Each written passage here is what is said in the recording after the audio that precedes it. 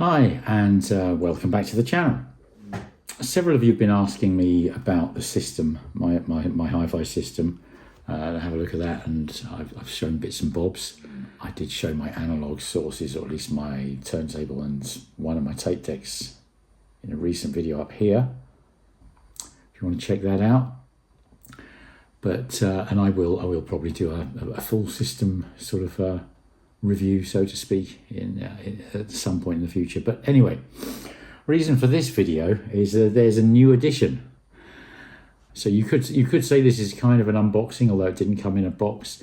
So I just want to tell you a little bit of the story about how I came across this, why I wanted this particular machine, and basically how I got it here, which was not without its problems.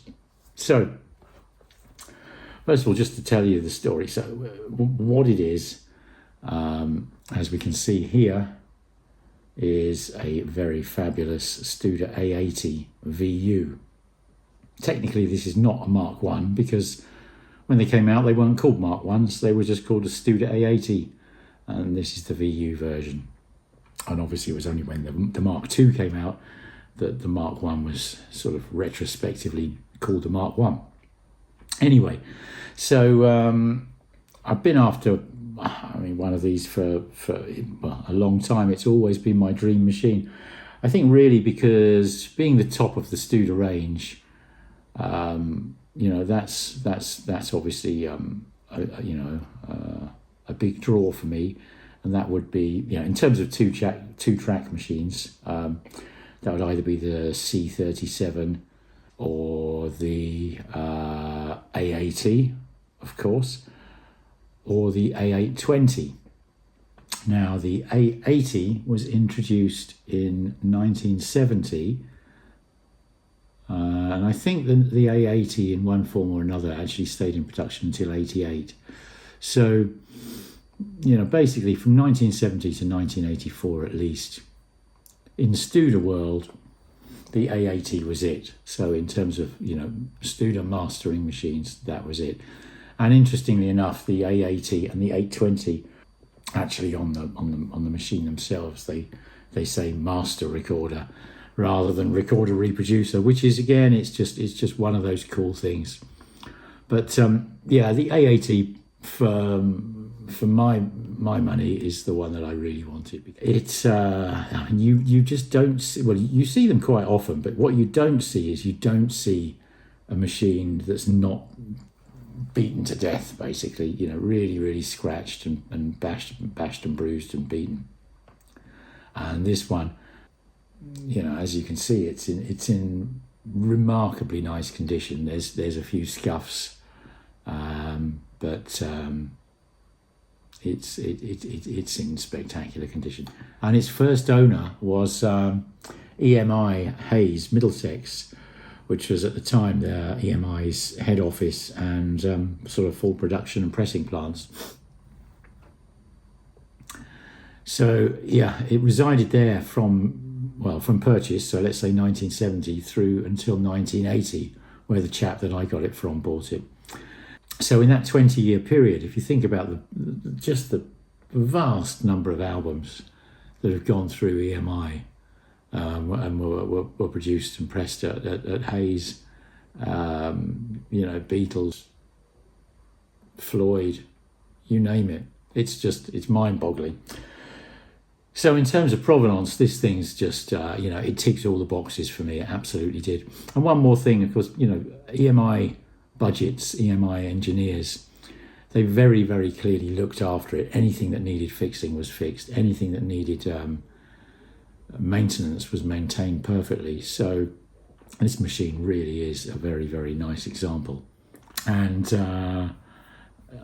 it was very recently serviced last year actually by Clive Cavan, who was the head of engineering at Olympic Studios I think pretty much until they were sold to Virgin. So again, a highly, highly regarded engineer has looked it over, and as far as I'm aware, all works fine. I did actually audition it at the Sellers, and it does all work absolutely fine.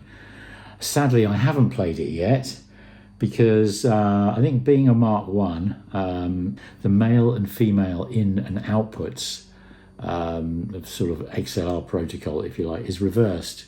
So on this one, I'll put a photo here. On this one here, you can see that the reproduced line output is actually a female, a socket, and the record line input is male. So that's the sort of opposite to the later configuration. If I just show you here, this is the back of my 807, and there you can see on the right, that's the output, the male, and then inputs on the left there, the female. So it's, you know, ultimately I need to either get new leads made up, put new sockets on, which would probably be the neatest way, although I kind of like to keep things authentic, but we'll see. Or get special cables made up. As it happens, I've ordered some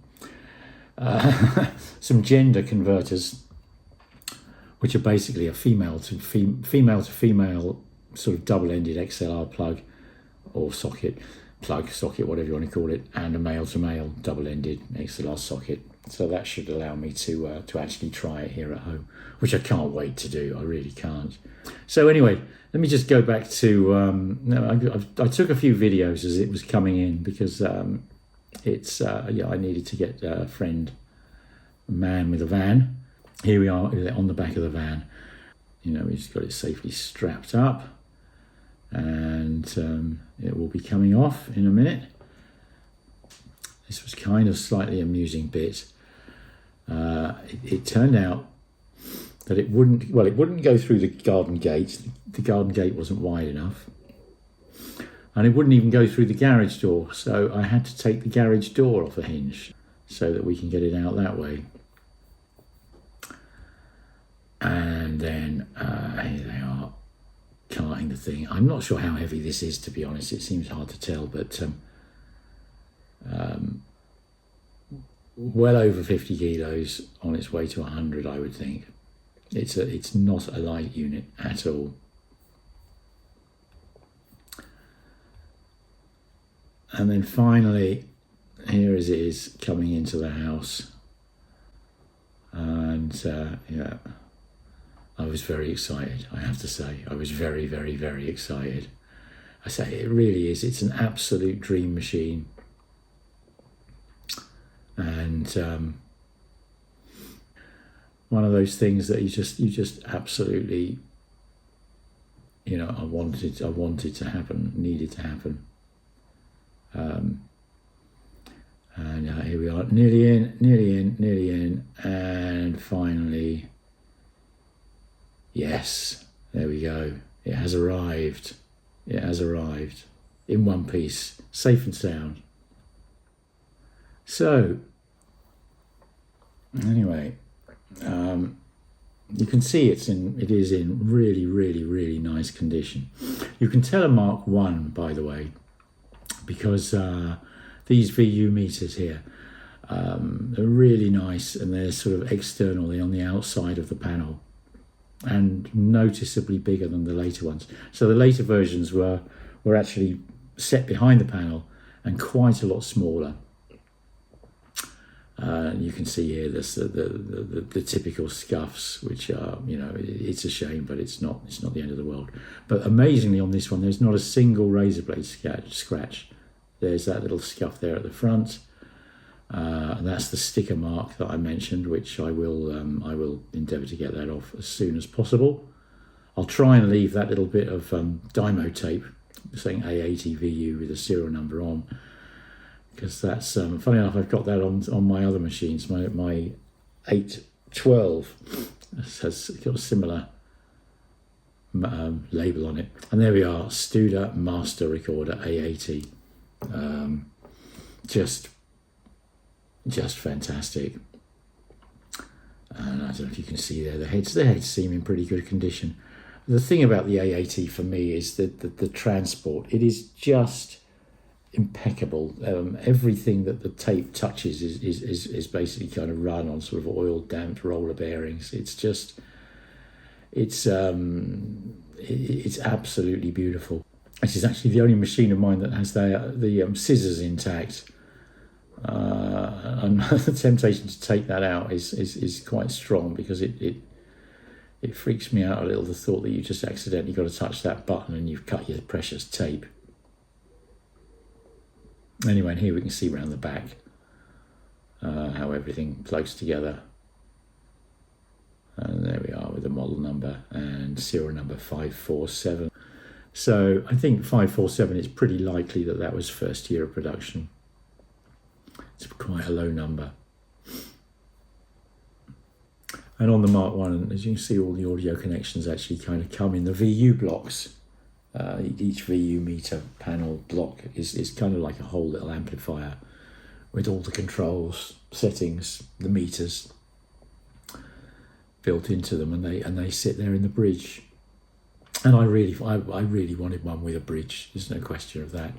And I really kind of wanted this one with the original bridge, because it's the signal path isn't maybe a little bit more convoluted than the later ones, but there's just it is the original. To me, this is the icon. This is the iconic Studer Master Recorder out of all of the models they ever did. So, anyway, there we are. That's my new machine. Hopefully later today I will get those adapters and can actually get it wired up and playing. Can't wait. I absolutely can't wait for that. And what I'll do, I'll continue with my normal sort of tape and record reviews type videos, but I will drop in here and there sort of updates on this A80 as I sort of work my way through it, cleaning it up, getting it going, and also maybe feature some other bits and bobs from the system, or maybe a whole system overview. And on that note, I'll say thank you very much for watching. Well done if you've made it all the way here to the end, and I will see you next time. Thanks a lot. Bye. Bye.